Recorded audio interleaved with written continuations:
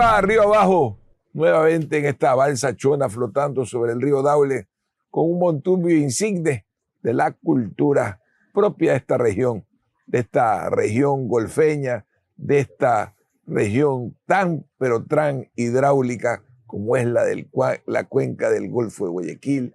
Le doy la bienvenida a mi querido amigo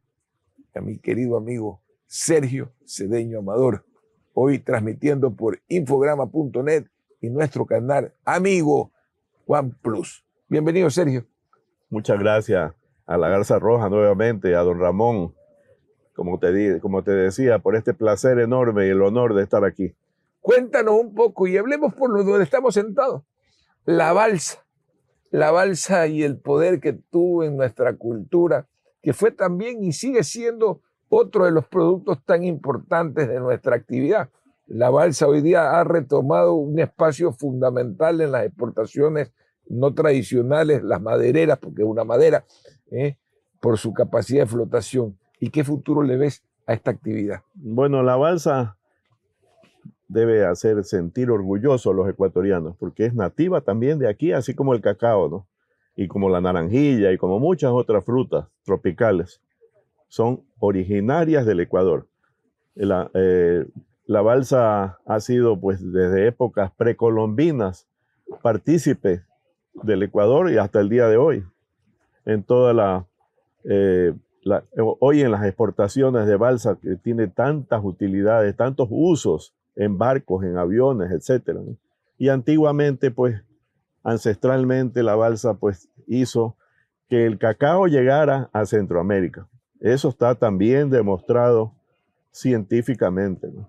En la balsa se llevó cacao, se llevó espóndilos, se llevó el comercio que tenían los indígenas de la cultura Valdivia y de la cultura Machalilla, hace 5.500 o 4.000 años respectivamente, y con toda esa cultura de maya de Centroamérica, había un intercambio comercial enorme, ¿no? Y eso fue importante y todo hecho fue hecho en balsas, ¿no? ¿Qué hecho trascendente de navegación en balsa? Tú y yo somos ya de la época de la motonave, cuando los ríos no tenían puentes, ¿no? Hoy día parece tan normal llegar de Babahoyo a Guayaquil, ¿no? Era toda una odisea llegar, a veces se llegaba tarde, no alcanzábamos el ferry. Pero hubo una parte de la historia en la que se navegaba en motonaves, el río estaba repleta de motonaves. ¿Te recuerdas esa época, querido Sergio? Pero por supuesto, pues yo cuando recién llegué graduado de Honduras, del Zamorano, y fui a trabajar directamente, apenas llegué a la Hacienda Angélica, una hacienda famosa de la cultura montubia, ubicada entre los cantones de Baba, el 50%, y de San Borondón, el 50%. Allí es donde me imbuí con esa cultura, ¿no? Y entonces yo veía de tarde, ya cuando dejaba de trabajar en el río Babahoyo, en el muelle, ver pasar las balsas, ¿no? Con plátanos que llevaban para Guayaquil, y también ver pasar las motonaves. Y yo me trasladaba en una motonave Norteamérica, que salía del muelle número 8 de Guayaquil hasta la Angélica, primero a San Borondón y después hacía escala en la Hacienda Angélica, donde trabajaba muchísima gente, ¿no? Esa motonave de Guayaquil a San Borondón, ¿cuánto tardaba? Había que coger con la marea siempre, ¿no? Y demoraba unas 3, 4 horas hasta San Borondón, de ahí 1 hora más hasta la Angélica, y terminaba el recorrido en Babahoyo, ¿no? Era Guayaquil, Babahoyo, con esas escalas, 2 únicas escalas, a pesar de que había una piola para jalar y tocar el timbre y poderse bajar en cualquier parte, ¿no? Ajá. Esas eran bajadas muy rápidas, pero las escalas técnicas donde la lancha era abastecida, pues, de gallinas y de patos y de todos los alimentos, eran en San Borondón, la Angélica y Babahoyo. Y no solamente la Norteamérica, pues, ¿no? También había muchísimas otras lanchas. Todo dependía la ruta, porque para Daule claro, había para otras rutas para Daule, otras rutas iban para Puerto Bolívar, ¿no? La más peligrosa siempre fue Puerto Bolívar. A Puerto Bolívar. Y ahí estaba la famosa motonave Daisy Edith. Sí. Y yo la conocí a esta señora Romero, que era hija del dueño, de un señor Romero, y le pregunté, ¿usted se llama Daisy Edith? Y ella me dijo, sí, bueno, yo conocí una lancha y fui a Puerto Bolívar de Guayaquil. Lancha, me dijo, no, es motonave. Entonces, disculpe el insulto, ¿no? Porque una cosa es lancha y otra La motonave. lancha más chiquita, la motonave era una cosa diferente. Así que se me disgustó doña Daisy Edith. Sí. Pero usted, como un buen administrador de los disgustos, no tuvo ningún problema. No tuve ningún problema, porque después le eché una serie de flores. ¿Ya? Entonces se acabó el disgusto, ¿no? Pero era una época bella, ¿no? Es una pena enorme. Ahora, alguna vez entrevistando a Jenny Estrada, me hablaba de la relación del Amorfino con la navegación, de la gente que iba cantando en las motonaves, se ocupaba. ¿Cómo ha sido para ti el relacionamiento con el Amorfino? Me gustaría que lo expreses para que comprendan la dimensión del Amorfino, que se conserva muchísimo en Manabí, poco en nuestro entorno. En nuestro entorno Montubio, de aquí hasta Balsar es medio difícil. En Manaba ha conservado mucho las raíces del Amorfino. Pero ¿cómo eran esas raíces del Amorfino? ¿Cómo las vibraste? En las lanchas, en la lancha que yo viajaba en la Norteamérica, que era la que más viajaba, siempre había un trío de música, pues de guitarristas. Y había de repente un amorfinero, ¿no? que era una suerte, porque no todo el tiempo había amorfinero o amorfinera, como por ejemplo la que todavía vive y canta el amorfino, ¿no? No lo recita, no lo hace como poesía, sino como canción, porque el amorfino comenzó pues como una canción, como un baile. Amorfino. Así es.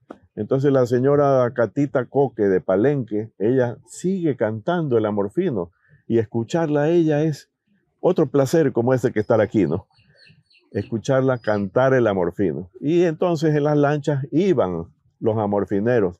Había un famoso amorfinero en Salitre, y tengo fotos con él y con mi compadre querido Hugo Mata Ordóñez.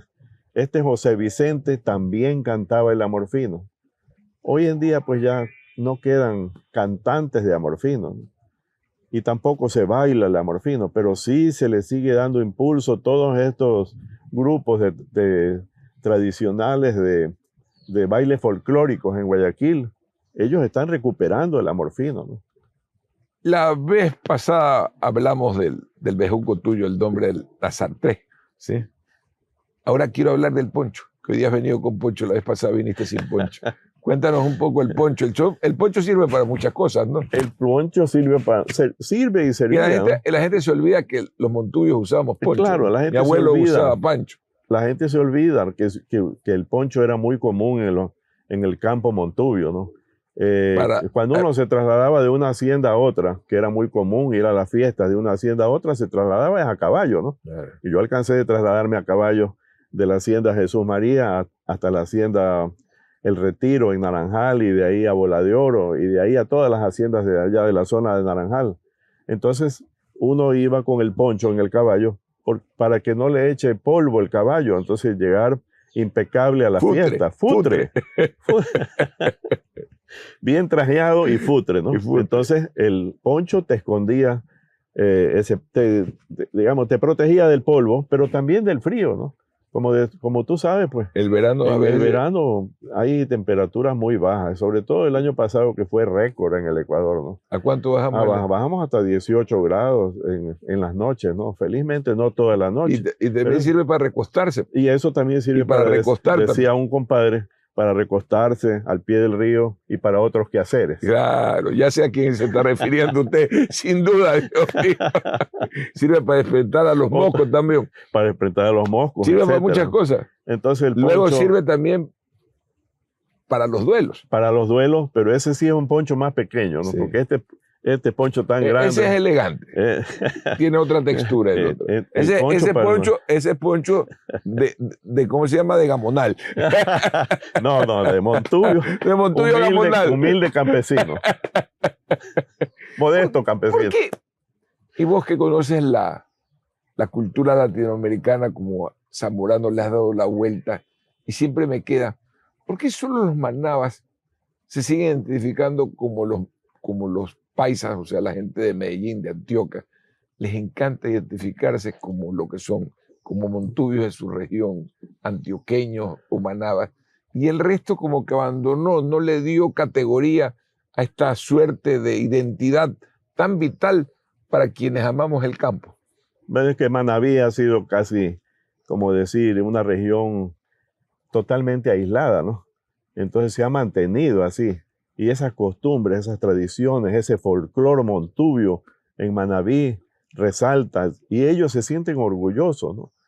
Hay programas de radio en Puerto Viejo, en Chones, diarios que alaban al montubio y relatan sus tradiciones y sus costumbres. Hoy se está construyendo en ese pueblo de San Isidro, al norte de Chones, un museo de la cultura montubia. Ya está casi listo. Se va a inaugurar ahora en el verano, en el mes de agosto, ¿no? Entonces, Manabí es una región increíblemente montubia, orgullosa de ser montubio. Pero los ríos también. La provincia de Los Ríos también, ¿no? Y Pero es más flojo. parte de Guayas un poco más flojo. No como Manabí o como Antioquia. Sí, y no los como Antioquias Manabí, ya sí. en un nivel extraordinario. Sí. Recordemos al presidente Uribe. Así es. Como presidente vestía. Así es, siempre vestido con su traje típico y con su... No es un poncho, pues es una especie de... Es un poncho. Es un poncho, ¿no? Sí, es un poncho más pequeño, sí. pero también lo conservan sus tradiciones, también. sí, conservan ellos sus tradiciones. Bueno, aquí en la provincia de Los Ríos, la zona más montubia y que sigue conservando su orgullo y sus tradiciones es la zona de Salitre, Bernaza, Baba. Salitre, Bernaza, Baba. Más al norte, ya para Ventanas, ya casi no hay cultura Palenque montubia. todavía. Palenque sí. También, lógico. Palenque es y Vince, un palenque, Vince, ¿no? Sigue siendo un palenque cultural. Sí, Palenque. Desde que hicieron el carretero, pues ya muchas costumbres se han ido perdiendo, pero es de visitar también la casa antigua de don Miguel Aspiazu Carbo. Ah, caramba. La campana. ¿Qué pasó con la campana de don Miguel? ¿Todavía existe o ya no existe? No sé si estará, pero la casa existe, ¿no? Y ahí es donde él desarrolló también muchas investigaciones de cacao. Él era un fanático de la variedad ICS 95, que significa Imperial College Selection, número 95, porque él fue el primer ingeniero agrónomo del Ecuador, y él estudió en Trinidad Tobago, ¿no? En el Colegio Imperial de Agricultura, que se llamaba, ¿no? Entonces don Miguel Aspiazu fue un personaje, un historiador, un agricultor irrepetible. Padre de don Jaime Aspiazu, pues. Jaime y Fernando. Y de Fernando Aspiazu también. Grandes ciudadanos del Ecuador con sus defectos y virtudes, pero grandes al final. En el tema, y esto para ya terminar, porque yo pienso que no pasan los minutos, pero cada vez que converso contigo ya me hacen señales. El afrancesamiento que trajo la cultura del cacao al Ecuador, ¿no? Lo decía creo que al arranque, ¿no? Un cruce terminó, gran parte de la élite, los seminarios, los Aspiazu, los Sotomayor, terminaron estudiando en Francia. Terminaron estudiando en Francia y ellos tienen todavía familia que vive allá. Y en el cementerio de París hay muchísimos ecuatorianos que se quedaron, no regresaron con la peste del cacao, como se llamaba. Las pestes del cacao, que eran la monilla y la escoba de bruja, ¿no? En 1930 y se quedaron viviendo allá. Entonces fallecieron allá y están enterrados ahí en el cementerio de París. Bueno, en este marco tan interesante del mundo montubio, conversemos un poco sobre el sombrero. Un tema que te apasiona, me acabas de mandar en las redes, me acabas de mandar una información del tema. Hablemos un poco del tejido. Bueno, ¿te acuerdas del sombrero de los 1000 puntos? Que era el tejido más fino. El tejido más fino. El sombrero es mi pasión, ¿no? El sombrero, especialmente el sombrero Montecristi, que es un símbolo del Ecuador, ¿no? Desde el año 1906, que el presidente Teddy Roosevelt, cuando visitó el canal de Panamá, y el presidente de Panamá, el primer presidente de Panamá, era guayaquileño, de origen guayaquileño, Manuel Amador Guerrero. Pariente mío, le entregó un sombrero Montecristi y en la foto sale el presidente. Desde ahí se hizo famoso, mal lo que se haya hecho famoso como Panama Hat, porque fue en Panamá que se tomaron esas fotos, ¿no? Pero el sombrero Montecristi es el símbolo también del montubio, ¿no? Y los más finos son de 60 grados. O sea, ¿qué quiere decir? Que en 1 pulgada hay 60 hebras, ¿no? Cuando yo llevé mi sombrero al pueblo de Montecristi, a Piles, que es donde están la mayoría de los artesanos, De los y tejedores. les enseñé pues mi sombrero, le digo, a ver, hágale catalóguelo, pues a ver si es fino o no es fino. Y dice, este no llega ni a 15 grados. O sea, me lo basurearon a mi sombrero, ¿no?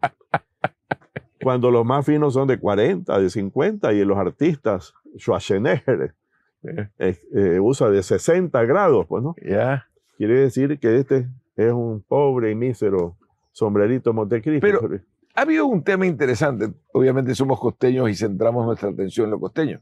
Pero Cuenca ha evolucionado muchísimo en esta materia y tiene una capacidad productiva extraordinaria. Hay una familia Ortega que está haciendo unos sombreros espectaculares. Espectaculares. Los sombreros Ortega, de Homero Ortega, son espectaculares. Pero en este pueblo de Piles, muy cercano a Montecristi, es impresionante. Estuve hace poco, hace 1 mes y medio allí, porque todo el pueblo se dedica a la confección de los sombreros, o al comercio de los sombreros, o a la cosecha de la paja toquilla. O sea, todo el pueblo, que tiene 1.100 habitantes, está involucrado con el sombrero Montecristi, ¿no? Y eso te da una emoción enorme, ¿no? Bueno, hemos llegado al final de este programa. Agradeciéndolo a Sergio, lo invitaré en otro momento nuevamente para seguir hablando de nuestra hermosa cultura montuvia, disparando, pero él se ha quedado comprometido a una cosa.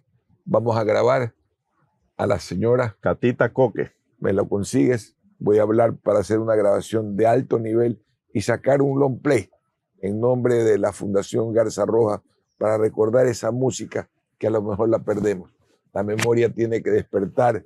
El mundo montuvio es una cultura, arriba arriba o arriba abajo, o sus dos acepciones que me encantan del mundo montuvio profundamente. Monte con B chiquita es vía al monte, y B con grande, cuando se lo escribe es monte, vida en el monte, biomonte. Aquí hay vida y hay que saberla disfrutar, hay que saberla hacer crecer. Gracias por su sintonía, gracias inmensas, Sergio, por el tiempo que nos ha dedicado hoy. Y recuerden que este programa está auspiciado por la Fundación Garza Roja y tiene obviamente la transmisión cariñosa y generosa de nuestro canal al lago OnePlus y esta es su emisora Infograma.net. Hasta el próximo encuentro.